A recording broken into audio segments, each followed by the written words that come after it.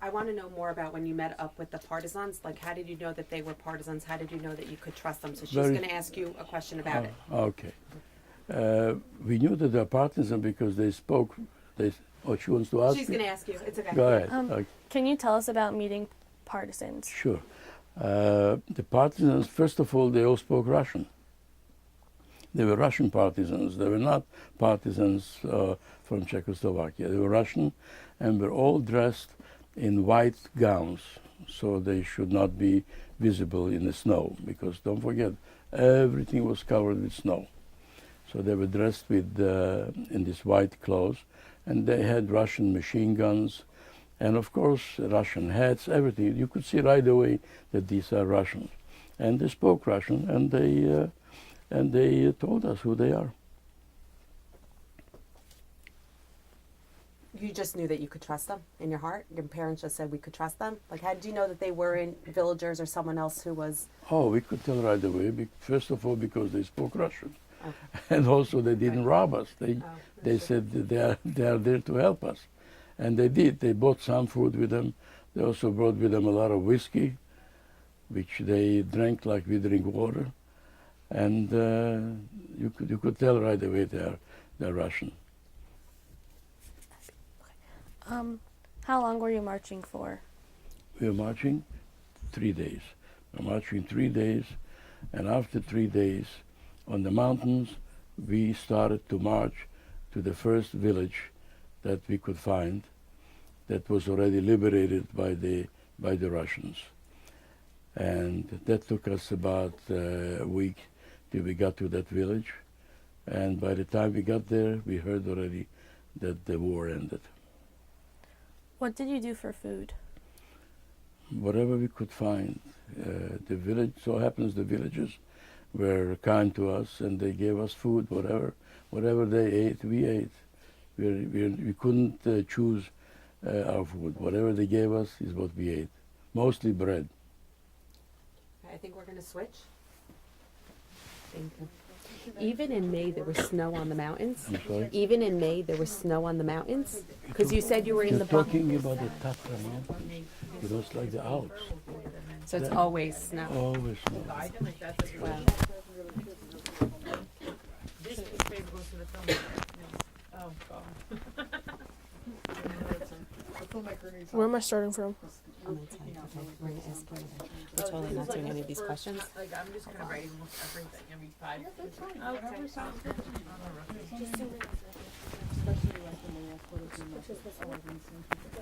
No, you didn't do the email yet. This is your... Hello, Morgan. Hello, Morgan. Hello. Hello. Hello. Do you hear me? I'm gonna refocus. Am I loud?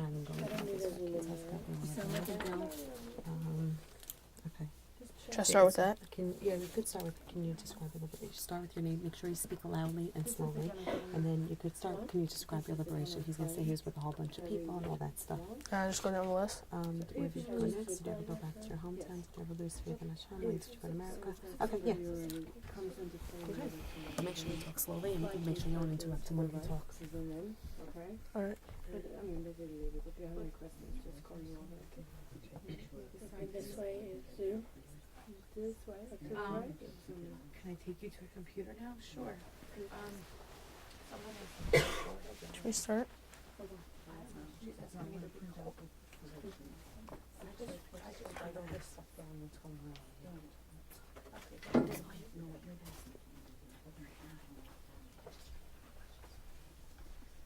Okay, I think we're ready. Are we ready? Yes. Okay. Hi, I'm Isaac Froman. Much louder, Isaac. Hi, I'm Isaac Froman. Can you describe your liberation? Can Can you describe your liberation? When you were My liberated. liberation? Well, as I said, we reached that first village, and they were kind to us, and they fed us, and we were there probably a day or two, and we started to head back to our city where we lived originally, Michalovce.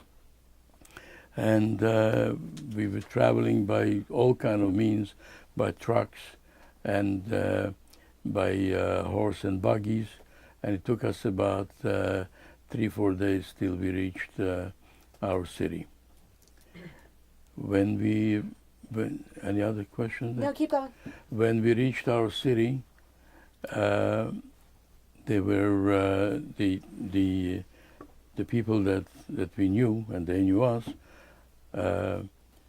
were saying to us, "Look at this! There are more people coming than actually left." Just to show you how they hated us, that only 10% of people came back. So 1 out of every 10 persons survived, and they made the remark that more people are coming back than left.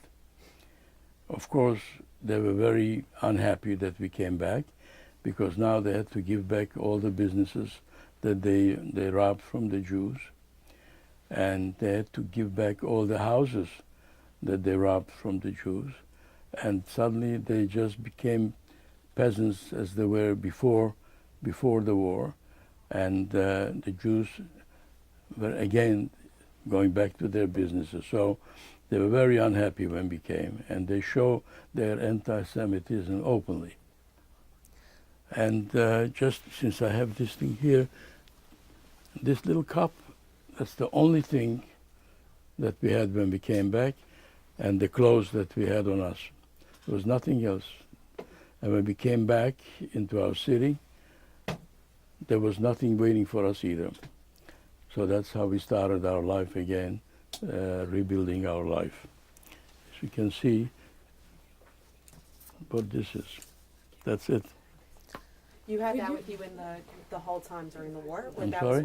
That was what was That left? was with us all the time, yes. That's the only thing that we came back with. Can you describe what your city looked like? The city looked the same way as we left it. There was no change whatsoever. There were some houses that were bombed out by the Allies, but otherwise the city was the same. Our synagogues were left intact, and actually we resumed our Jewish life as we left it. Were you able to go back to your house? Actually, yes, but we moved to a different house that somebody owned the house, and we moved into that house. Was your father able to go back to being a bookkeeper? No, my father did better than that. The business that my father was the bookkeeper in was owned by a family, Goldstein, also. No relation to us, we are also Goldstein. And these people that owned the house did not come back from the concentration camp. A nephew and a niece came back. They had no idea how to run the business, so they approached my father and told them, "Look, we own now the business, but we have no idea how to run it. You know how to run it. We will become all partners in the business, and we will run it together." And so it was. My father became a partner in the business. It was something like a hardware store. And we were there till 1949 in that business. Of course, after a while, in 1947, the Russians came. They conquered all Eastern Europe, and they confiscated again from us everything, because in communism, everything belongs to the state, so they took away from us everything. And that's when we decided that we are making preparations to go to Israel. How did you start your life again? As far as I'm concerned, we went back to the same cheder that we started, in the same school. Except this time we had to learn Russian also, because the Russians, when they came in, there was a mandatory language that we had to learn Russian. So 1 year in high school I learned Russian. And even at that time, the anti-Semitism was rampant. They did not show any sympathy to us, and continued to hate us the way they hated us before. Was this the time when your parents found out about your sisters? No, they found out right after the war. As soon as my cousin came back from the concentration camp and they were liberated, she found us and she told us the sad news that my sister were murdered by the Nazis. Did kosher stores open again? Like life was regular again in this Yes, town? life was regular. We had a kosher butcher store and a kosher grocery, and most of the businesses that were owned by the Jews were retaken by the Jews, and life continued, at least from the beginning, as it was before. Did you ever lose faith in Hashem? Did we? Ever lose faith in Hashem?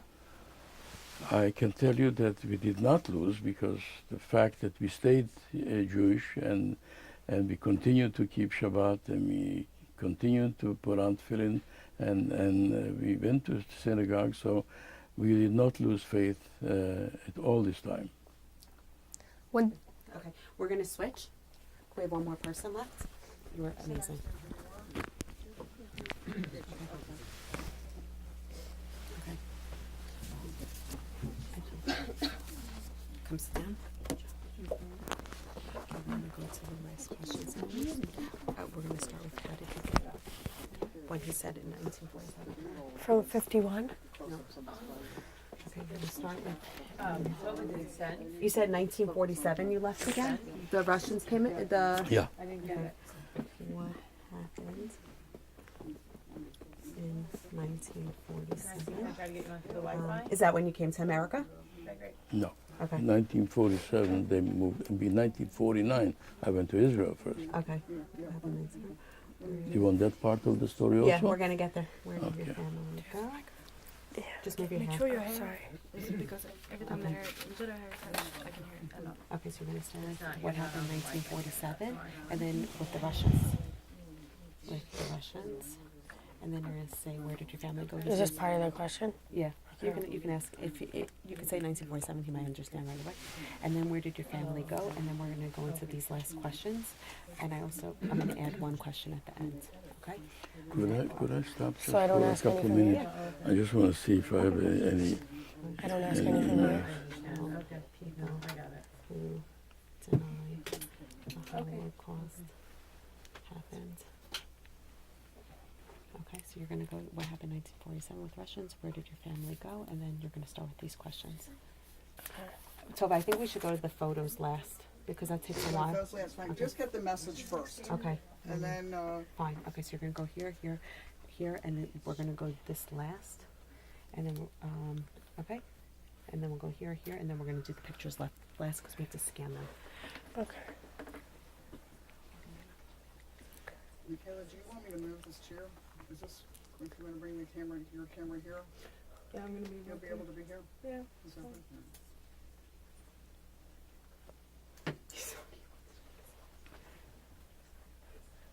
Tell us when you're ready, I'm Mr. ready. Goldstein. Yeah. Whenever you're ready. Yeah, we're ready. just give me a second. Yes.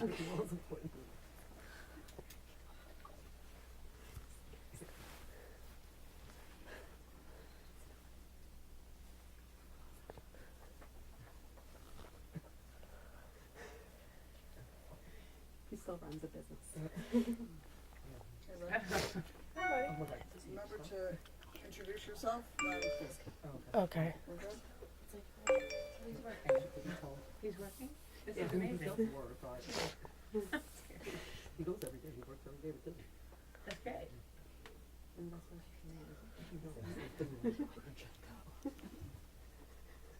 Is he checking Facebook? I know. Please, God. I know. No. I'm not There you go. Okay. Okay. All right, we're gonna. Hi. Okay, but we gotta finish. Okay. You should stop at 1 hour. And, We have to finish. finish up. What? We have to finish up.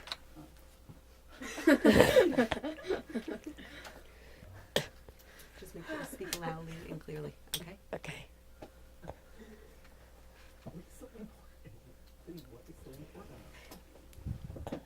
He's putting it away. Terrific. Thank you. Okay. Go ahead. Hi, my name is Isabel Goldberg. Hi, should I repeat it? Real loud, Yeah. real loud. Hi, my name is Isabel Goldberg. What happened in the 1947 with the Russians? Well, as I mentioned before, they confiscated all the businesses because in communism everything is owned by the state, and that included the business that my father was in, and they all became the employees of the state. This is not exactly what we were hoping for, and we made a decision that rather my parents made a decision to get out of Czechoslovakia. They actually wanted to go to America, and I wanted to go to Israel, and guess what? We went to Israel. And in 1940, it took us a little time to sell a lot of things that we could make, money, because you couldn't take much with you. And in 1949, in December 1949, we left Czechoslovakia and made Aliyah to Israel. How did you get to Israel? We went by train to Italy, to a town called Bari, which is a port, and from there we took a boat to Israel. Where did you settle in Israel? Where did you settle in Israel? We settled in Israel near Tel Aviv. We had a cousin that lived near Tel Aviv, and he took us in for a few weeks. I myself was then in a institution of Aliyat Noar, that they were taking care of the children, and I started school right away in 1950, and my parents, my father rather, started to work as a bookkeeper, and this went on till 1955. Did you join the army?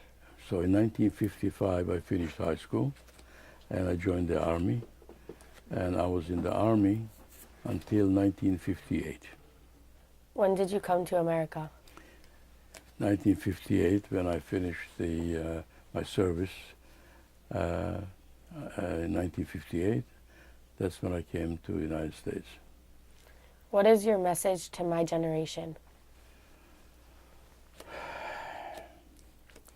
Well, first of all, you can learn from this that contrary to some people that abandoned Judaism and abandoned religion, you should learn from the positive side, that those people that survived.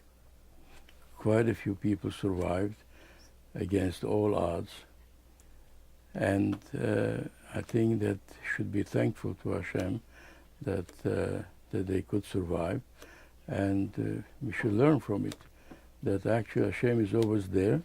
We don't know always why and what, but He's always there. And look at the generation. I have already great-grandchildren, and when I was in the bunker, I didn't think that I would even survive. And thank God I am here, and Hitler is gone a long time ago. When did you begin telling people about your story? I started when my children could understand what I'm talking about. Every Pesach, we used to sit by the Seder and tell them the story. If you could speak to your parents today, what would you say to them? Very hard to answer a question like this, but I tell you one thing, that they will be very surprised at this world to see me with a family that I have 4 children, 16 grandchildren, and 8 great-grandchildren. I think they'll be very happy. What do you tell people who deny the Holocaust? What? What do you tell people who deny the Holocaust happened? What do you tell people who deny? Well, really there's not much I can tell them, because if they can deny such a thing, it's no matter what I'm going to tell them. is not going to have any effect. We have today so much documentation to prove that there was a Holocaust, whether it's in Yad Vashem in Israel, museums in the United States, there's literature, there's all over everything that testifies to the fact that there was a Holocaust. So I tell them just to read about it. Can you show us your photos? Sure, I can show you all the photos. Are you going to take pictures We're of gonna the... scan them. You're going to scan them? Here. Oh, Okay, we're gonna take pictures and we're gonna picture, but I'm gonna continue to film. Yeah, yeah, okay. We're gonna, if you could show us the pictures of like, even, I don't know what's in this album. okay. I'm gonna show you. Do you guys wanna come around and come see? So how are you going to take... We're gonna, afterwards, we're gonna take a machine and we'll scan over it. But she's gonna take pictures while you're showing us who's in the pictures. She's gonna film it, but the kids are gonna come around so you could show us the pictures. okay. No, you can come around. Well, I'm gonna keep the camera Want me to there. listen to sounds where you can Their see? camera, and that's yours? You wanna afterwards do a close-up on it? You know what, I have a better idea. She's gonna do the kid's camera, but if somehow somebody from the I'll do family sound. could scan the photos I and we send it called by someone email. here. We Okay. called some Give of it them. to me and I'll Wonderful. start. Okay, so let's get it on the film. So what I think the best thing would be to do would maybe to hold it up, Michaela. It's quite heavy to Yeah, hold that's it up okay. for a while. No, first of all, Maybe let's take put the it like water this and on put the it away, desk. 'cause I don't want it Here. like that. Can you see now? That's perfect. Can you do that? Yes, I can. Okay. Okay. So, give me the water. I'll get rid of it. Tell me when to Right. start.